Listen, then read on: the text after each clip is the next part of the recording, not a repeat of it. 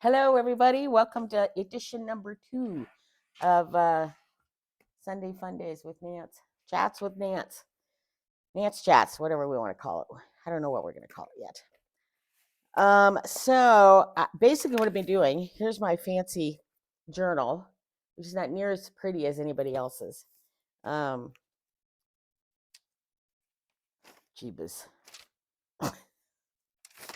Anyways, so I love the size though. It's a Hobonichi Teco original for 2024. And then I got this cool cover with the elastic thing from Chic and Sparrow. I think it's what's called Chic and Sparrow. It was on super sale, so I got it for a pretty decent price, which was Yahoo. And I like their covers because they have little pockets and slots here, and then a slot here if you want to stick your notebook there or an additional notebook. And then it also has the travelers bands in the middle to secure it. And then I use a little, I got these on Amazon and they're totally cool. They're little leather covered magnet page holders and they're really strong magnets so they can work. I imagine once I get deeper into this, it will work as well. But for now, it works perfectly. So I'm very happy with that. So I hope everybody's doing well. Welcome. If this is your first visitor, welcome back. If you're joining me again for a little cards and catch up kind of thing. I think I just stole somebody's tagline. Sorry. So what did I want to, so I have a whole list of stuff. So first thing I want to address, I'll hit that up later, is back in a while back, I was watching Simon at the Hermit's Cave talk about the Tarot of the Longest Dream, which I thought was really cool. And I really liked the deck. I hope I've got the right one here. And so I ordered it. And the only one that I could order that was available was on Amazon. He's, of course, in the UK, Nottingham. And he was complaining about the cardstock. And I'm like, why? When I got mine, I'm like, well, actually, I'd gotten mine. Maybe I'd seen it somewhere else. But anyways, he's doing a walkthrough of it. And he was, I don't want to say complaining. He was commenting that he didn't care for the cardstock. He thought it was super thin for a Lo Scarabeo deck. And I was very surprised by that. And then somewhere in the middle, he said, this might be really good for people who like to riffle. He doesn't riffle shuffle. So he doesn't really care, but, or maybe he does because he likes the thicker cards that, that overhand really easily. Anyways, so he was going on and on about how soft this deck was. And I was like, my deck is not soft. He must have the strongest hands in the world. And then I wondered if it was the difference between the kit and the tuck box. So this is a tuck box. I ordered this so I ordered a second copy. So I got the bigger one, and I believe it comes in a box with a book, the whole 9 yards. I don't have it here.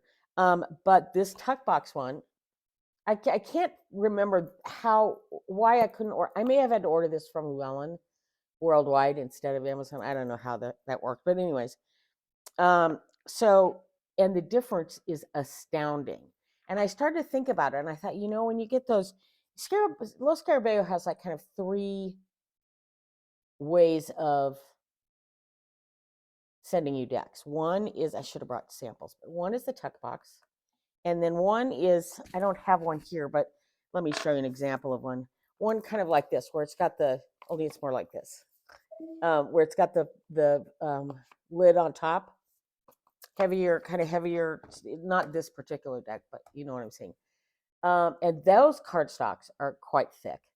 And then their kits, which are the bigger ones, kind of the Llewellyn style, I believe. I may be getting my boxes mixed up, but definitely a thicker cardstock in there. Well, and I didn't realize that until I ordered the tuck box version of this, which I love. Now, I got to say, I love my original. But the difference, and I'm going to bring it down so you can see the difference. Simon always measures it by what the card difference is. But look at the difference. Can you see that? I don't know if you can't side by side, but let me move the cards that would make them equal.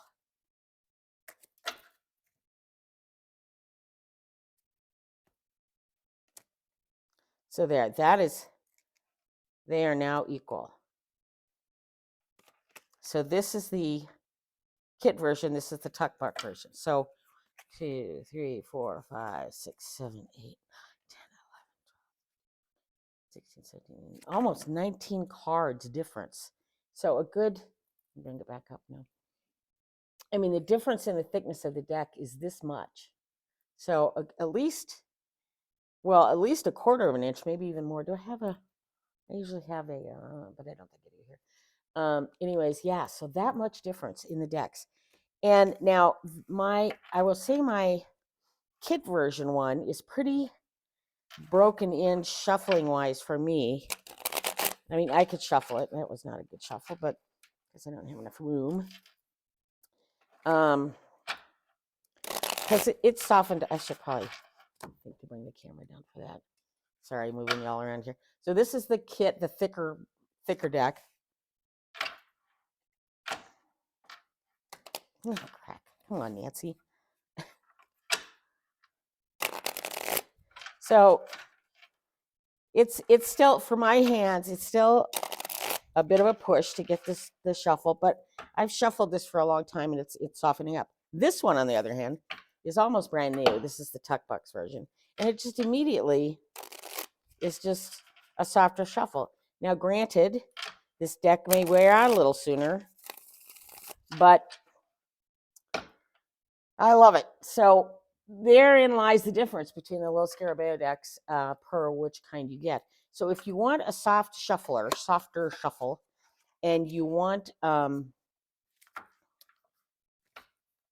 and in a deck that normally would come in a kit that is also available in a tuck box, I would recommend the tuck box because Yahoo, we love it.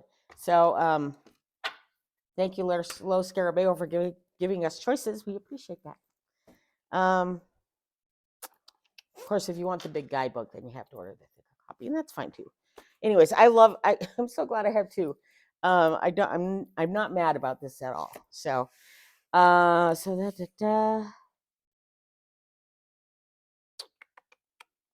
So what so I haven't been up to that much this week. I had to go replace my passport. Oh shoot. I'm gonna stop for a minute. I made myself a cup of coffee and then I didn't include it here, so I'm gonna stop and go get that. I'll be right back. Cheers, everybody. The mug my nephew gave me for Christmas and I adore it. I'm so mad because my coffee machine has been yelling at me to descale it forever. And so I finally was like, fine. And I had the stuff for it, I just didn't do it. And so I did the whole descaling thing, which is an arduous process because you have to do the thing and then run it through how many ever times. And then you have to turn around and do a rinse for like 12 sessions. I'm just like, come on, you need to make this easier. We do it more often if it was easier to do. Then, of course, the first cup I made, broken.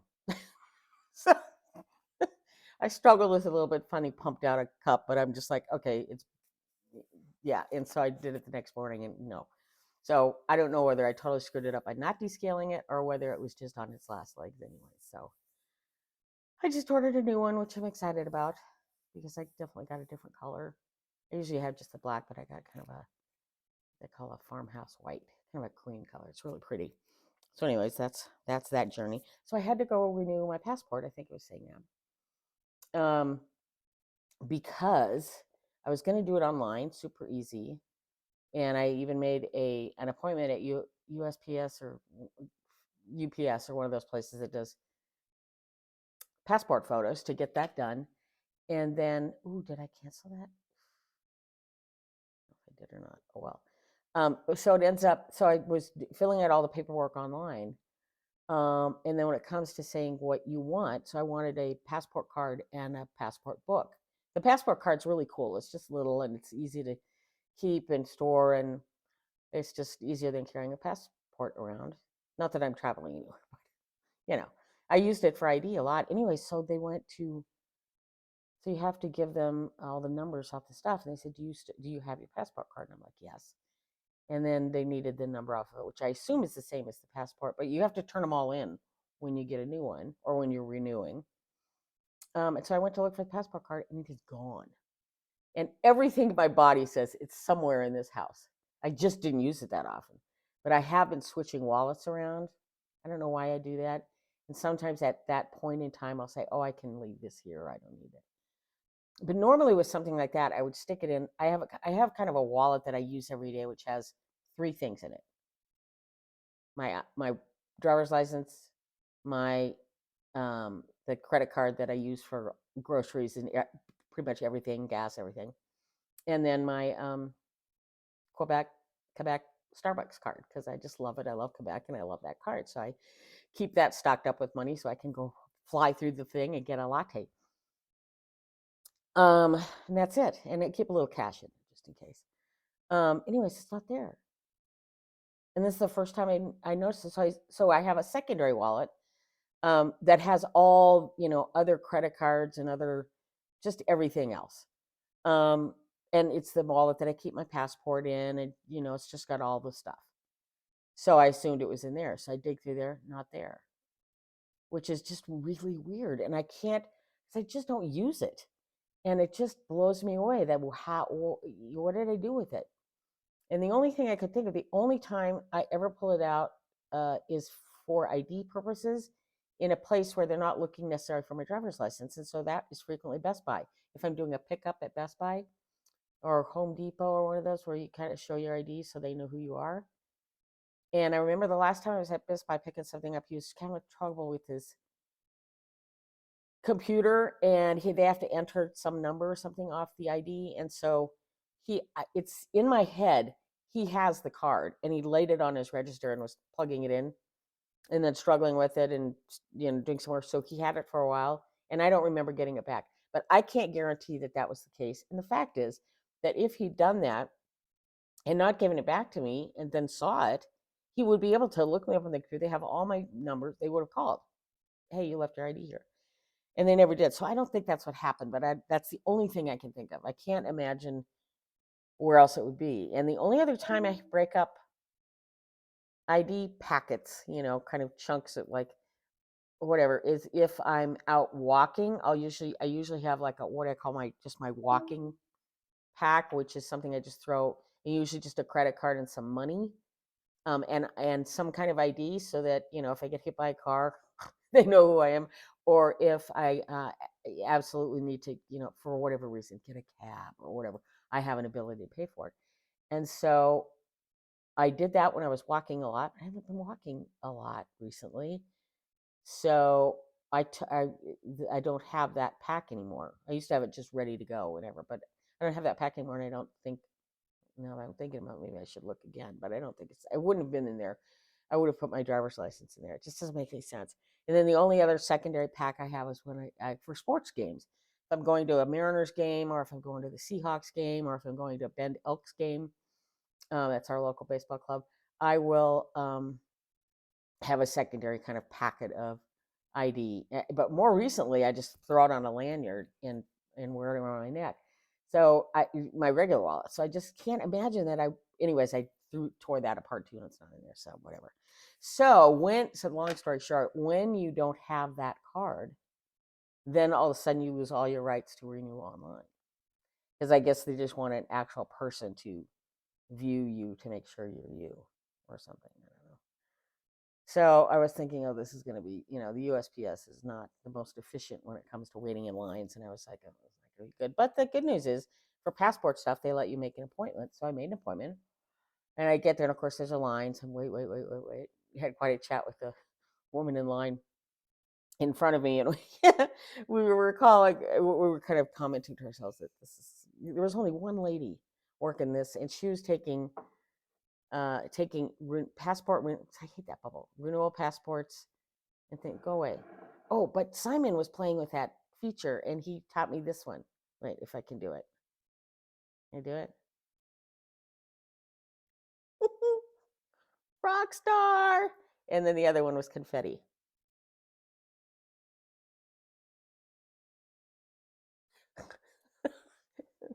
Oh, it was pretty cool. Anyways, yeah. So this one lady behind the counter, and she's doing passport renewals and taking lost package request, if you say a package has been delivered but it hasn't, then you go in there and you make noise about it, and they fill out a whole report, and then they look for it, and hopefully you'll find it. Um, but yeah, so she's working her butt off and as hard as she can, and also taking photographs of people like me who need a new passport photo. But anyways, yeah, so we're sitting in line, and I recalled we were talking about the post office efficiencies and how we were thankful we could make an appointment, blah blah blah.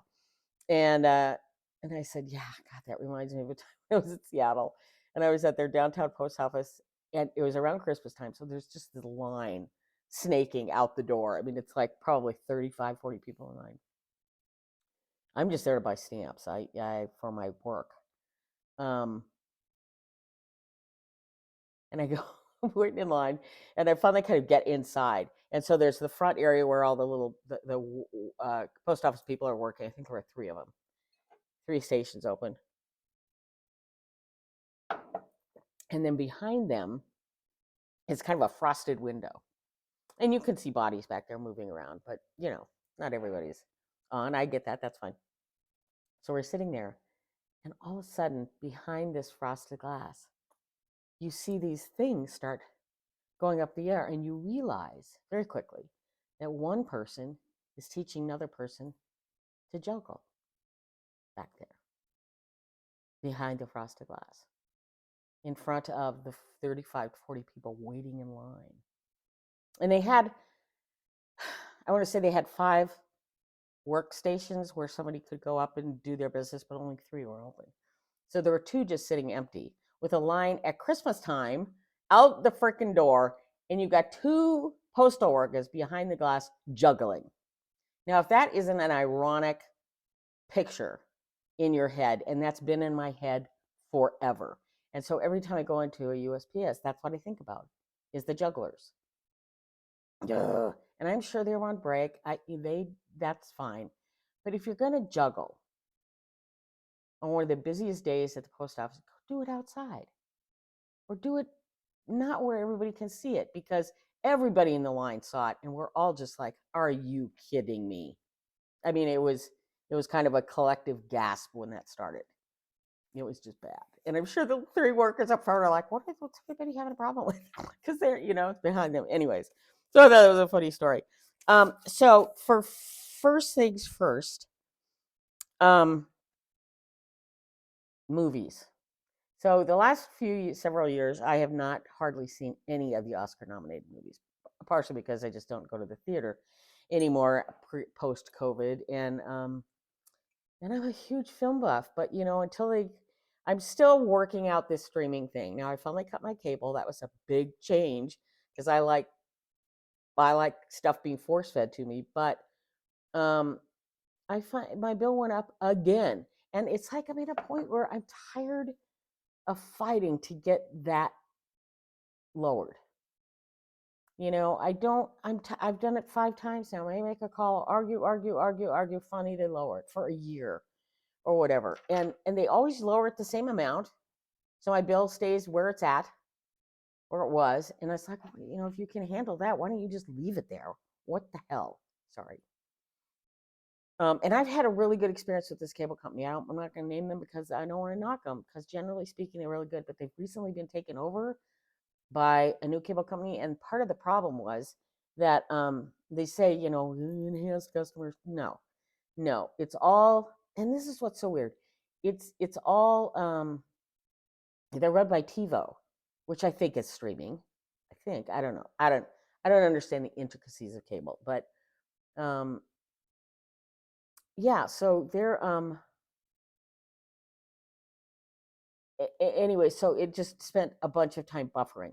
So at one point I finally called and said there's something wrong, and so they sent me this thing that's supposed to be kind of like a enhancer, like, I don't know, whatever kind of. Anyways, so I put that on. It seemed to solve. Well, first of all, she goes, "Oh, you have a lot of upgrades, or not upgrades, updates." And so she said, "Let me get those going." And I'm like, "Why aren't those automatic? Is that something I need to do?" And she said, "No, we do it from here." And I'm like, "Well, if I needed a bunch of updates, why don't you send me a notice saying call us because we need to do updates? Or why can't you just do it automatically? What the heck is that all about? So they do all these updates, and then I install this thing, and it's working okay, and then pretty soon it starts up again. And there's nothing more frustrating than being in the middle of a game or a good movie, and then all of a sudden everything freezes on the screen, and the blue circle starts buffering or whatever, or lost signal or whatever. It's not the most, and it goes on and on and on. And it was like, and it's not just once; it's like every 5 minutes.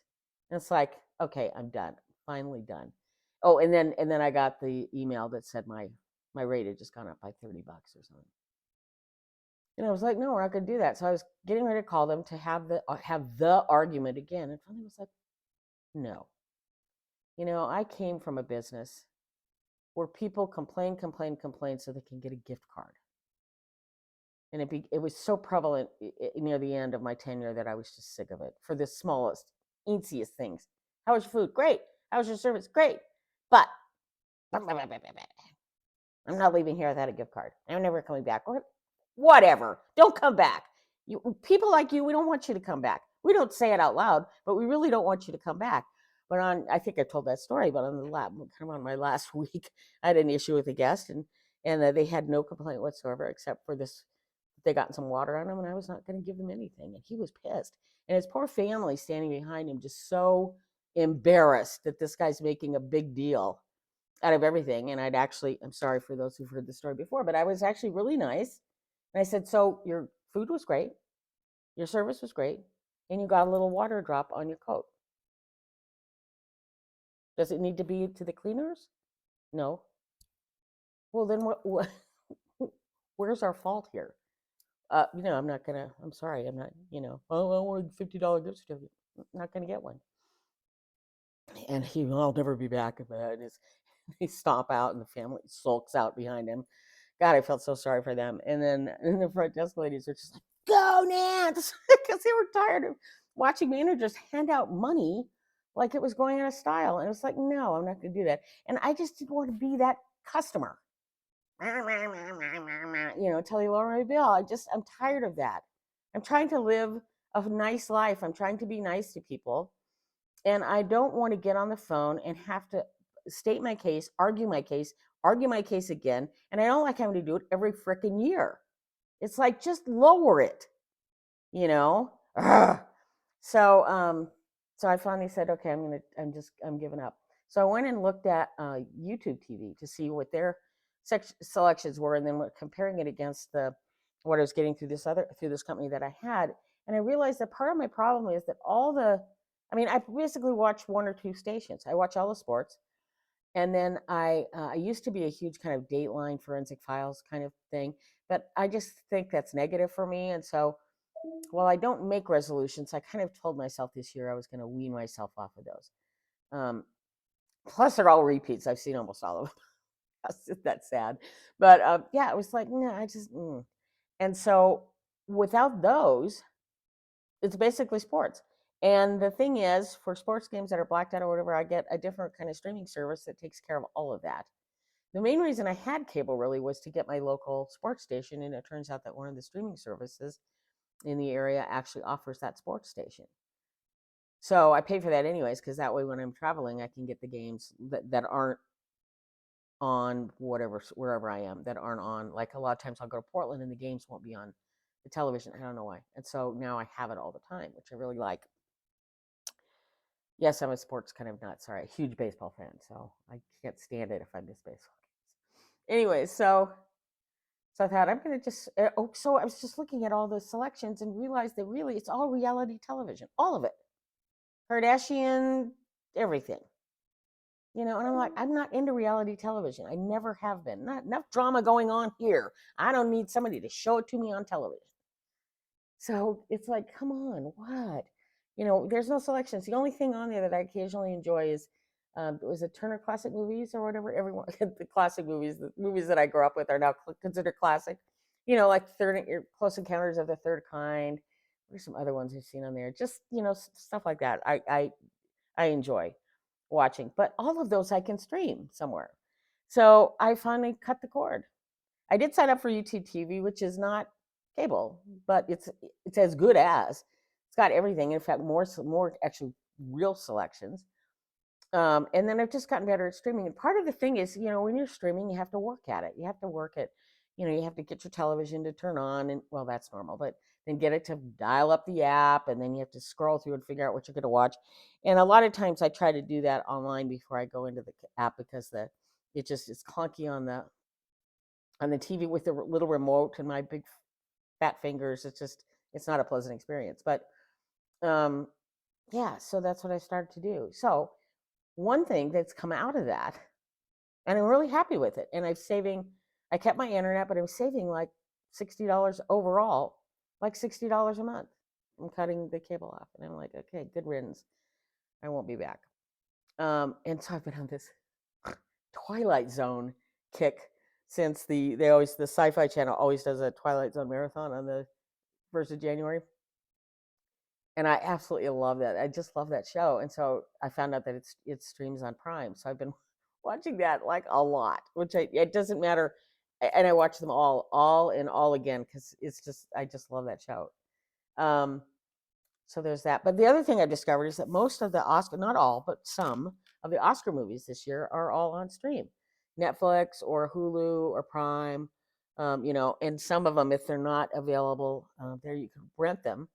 And it's not. Some of them are a little expensive. Like I want to see Boys in the Boat, and it's $19 everywhere, 19.99 or something. I'm gonna wait till it comes on. I don't need to see it that bad. But other movies.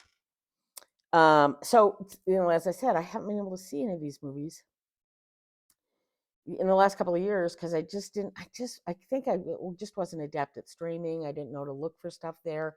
I just, old person kind of getting warmed up to this newfangled technology, which has been around for 12 years. But whatever. Anyway, so I've been on a roll to watch all the Oscar nominated films this year. So far, and I think I wrote most of them down here. So far, what I've seen, and I'll give you brief reviews. I won't. Well, I mean, super brief, like how many stars I'm giving. The Holdovers. If you have not seen that, see it. It is just the bomb. And I think it's on, I want to say Peacock, and all of these streaming services, if you don't have them now, you can usually get a free trial for 30 days. Just mark on your calendar when you have to go in there and cancel it so they don't charge you. But I think The Holdovers is on Peacock. What a fabulous, fabulous movie. Paul Giamatti is just one of my favorite actors. I think this is done. I don't know if it's a screenplay or the movie directed by the same person who did Sideways, which is also one of my favorite films. And this film is along those lines, where it's a dramatic, but it's also got a fair amount of real life, just comedy in it, but not slapstickish comedy, just real what happens in real life, like when you spend a day at my house, that kind of life. Something's always going wacky. But anyway, so it's such a great film. Paul Giamatti is fabulous. I can't remember the lead actor that plays against him, but he's good too. And it's just this for anybody who spent time in high school in the 70s, early 70s, or private school, specifically in the 70s. Well, this is when that film takes place. And oh my God, it's just harkens back to um, a lot of my odd history in school, and it's just so good, and it's so heartwarming, um, and frustrating and maddening. All of the things that life will give you. It's a beautiful film. Five stars. So I saw that well, in fact, I've watched that one twice because it's so good. That's how good it is. I just watched last night. I watched Killers of the Flower Moon. The only problem is I hadn't read the book, so I wasn't up to speed on a lot of the terminology they were using, and I didn't kind of they do this kind of flash scenes at the beginning about what leads into the main part of the film, but I was just totally lost. So I spent part of my time just Googling that whole story to give me a sense of what was going on. So if you're walking into it blind in a theater and not familiar with the story in any way, I think you might. I mean, it's a compelling story, but missing some of the facts, it becomes a story that's hard to follow. I was really thankful I had my computer with me, and I just kind of Googled, caught up on terminology and the story and these main characters because they're real. It's not a documentary, but it's almost fully based on a true story. There may be some dramatic license in there, but it really good film. I also give it 5 stars. Really depressing, and just really just a moment in time in our history that is just sad, and I can't believe it happened. And it was funny because a friend of mine, I was talking with him this morning, and he said, if you haven't read the book, read the book, even though you've seen the movie. Read the book because it's so good. So I went to order it online and realized that I said, I have that. I know that cover. So I had to look at books placed all over the place, but I finally found it. So I've got it sitting on my coffee table, and I'm going to start to read that here shortly. So I'm excited about that. Next one I watched was May December. That's with Natalie Portman and Julian. Oh, I can't remember her name. She's so good though. The red hair, you know her. The many is here. What an interesting film. I hadn't heard anything about it, and it's so interesting and good. I'll give it 4 stars. It took me a while to kind of get it. It's based on the Mary Letourneau story, Mary Kay Letourneau story. It's basically that, but from kind of a different, interesting angle, and it's not exactly the same, but it's similar. And so that in itself is kind of weird. You kind of feel like this voyeur watching all this stuff go on. But in the end, there was a scene where I was kind of like, wait a minute, what's going on here? And so I went back and did some research on the film and learned a whole lot more about the story and how Natalie Portman's character develops throughout, which I hadn't caught on to. So I'm looking forward to watching that one again because there are things in there that I'm sure I missed a lot of because I just wasn't paying close enough attention or I wasn't cued into looking for those things. So I'm excited to go back and watch that. The other one I've seen is Naiad. Really good film. I mean, I love Jodie Foster and Annette Bening, um, are two really incredible actors. And this story is just, at first I was like, I don't know how good this is going to be. And you kind of start out with it and you're like, I'm not sure I'm going to get this. And then the next thing you know, you're just sucked in. It's really good. Highly recommend. It's really, really good. And I've also seen Maestro. Caught that on Netflix, I think. Don't quote me on that. Bradley Cooper is very good. Um, and the whole cast in that film is really good. Um, but I'll be honest with you, I really had trouble with characters, with actors playing characters of real people, um, and the real people are a bit flamboyant in their own way because it's like the actor has to kind of go a little bit, pardon me, a little bit over the top to be that character, and then it comes off as being over the top. And that's kind of how I felt. I can see why he was nominated. I think he's been nominated for Best Actor, but I found it.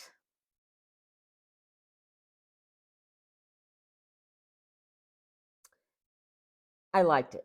I'll give it 4 stars. I liked it very much, and the supporting cast is quite good. But I couldn't buy into the character. So now, and I may be a little bit influenced because I know my dad. My dad was big into symphonies and was all of that stuff. He was not a big fan of Leonard Bernstein's, and we actually went and watched. Is it Candide? Done by the Portland Opera several years ago, and it was we just didn't enjoy it because it was in opera you kind of want things to go up and down and up and down, and Candide was just this kind of one note show is in at the times that I was listening to it. I didn't care for it at all. So I may be a little influenced by that as well. So just announcing that up front. So the ones I'm still waiting to see are Poor Things, which is not available on any streaming. The Zone of Interest, Anatomy of a Fall, Past Lives, Rustin, Oppenheimer. I was going to watch Oppenheimer last night. I ended up, why didn't I? I think I have to rent it. And Barbie, which I think is on Netflix. I think one of those. It's just of all the films, that's the one I just not interested in seeing. I wasn't a Barbie doll fan as a kid. I never understood the. I had a Barbie. I didn't play with that Barbie at all. And I don't know why I have a thing about it. But even my brother and his wife said, "Oh, it's a pretty good movie, actually." And I'm like, I don't know. So anyway, so that's on the. But I am gonna watch it. That's on the list too. So what else? Is that it? No, I know there's more. So I showed the thing. Sorry, I should have had this more. Um. Oh, so in terms of, I want to do a shout out to Gerald at Tarot Stash.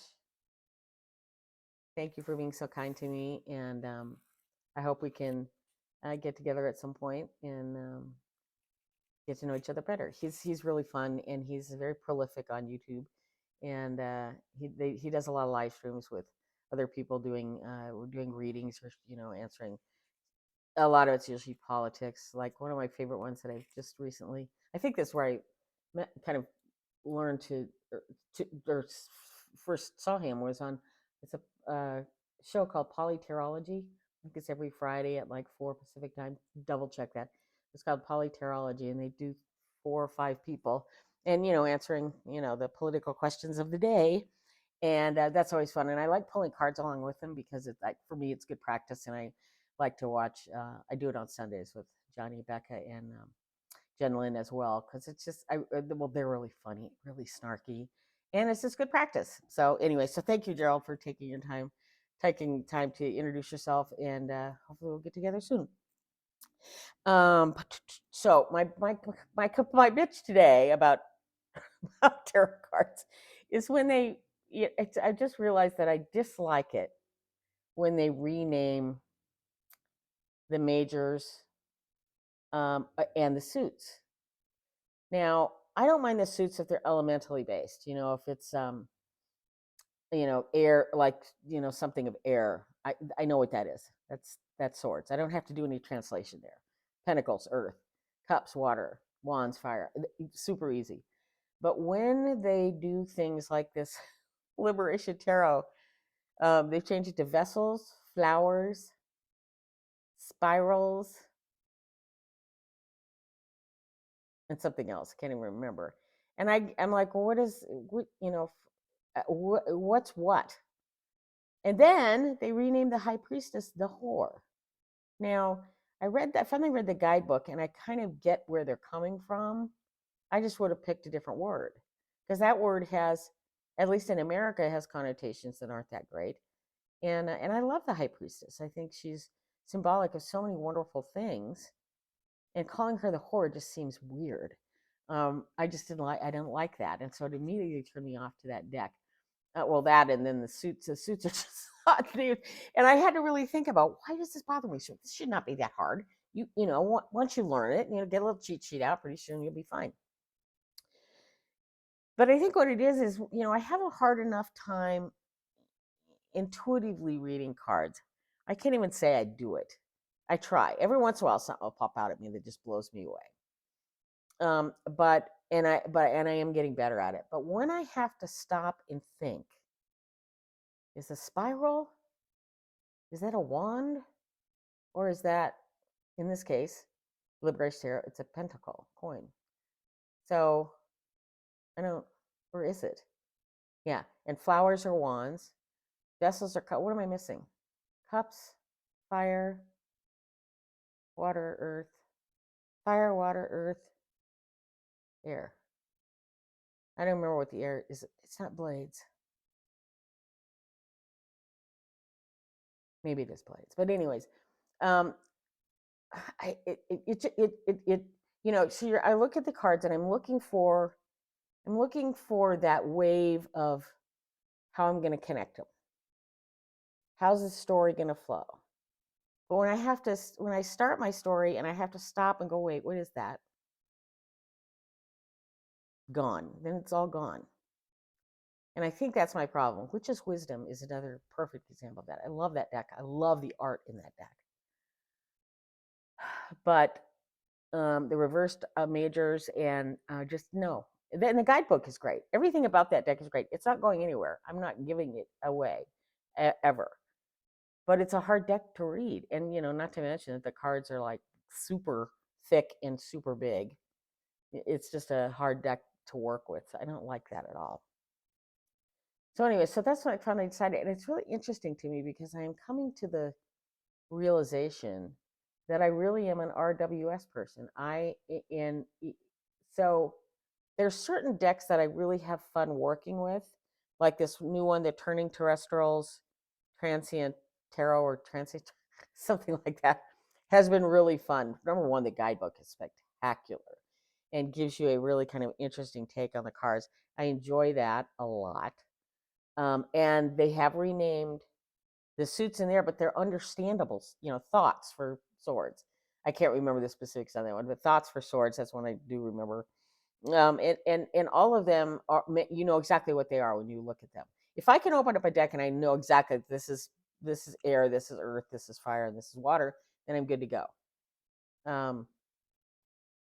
But from looking at the cards, or even if the images are really clear in an RWS sense, then that works. But when you're working, for instance, with collage decks, TRMA's Ritual Tarot, until you really get to know that deck, you can't just pull a card and go, oh, that's a blah, blah, blah.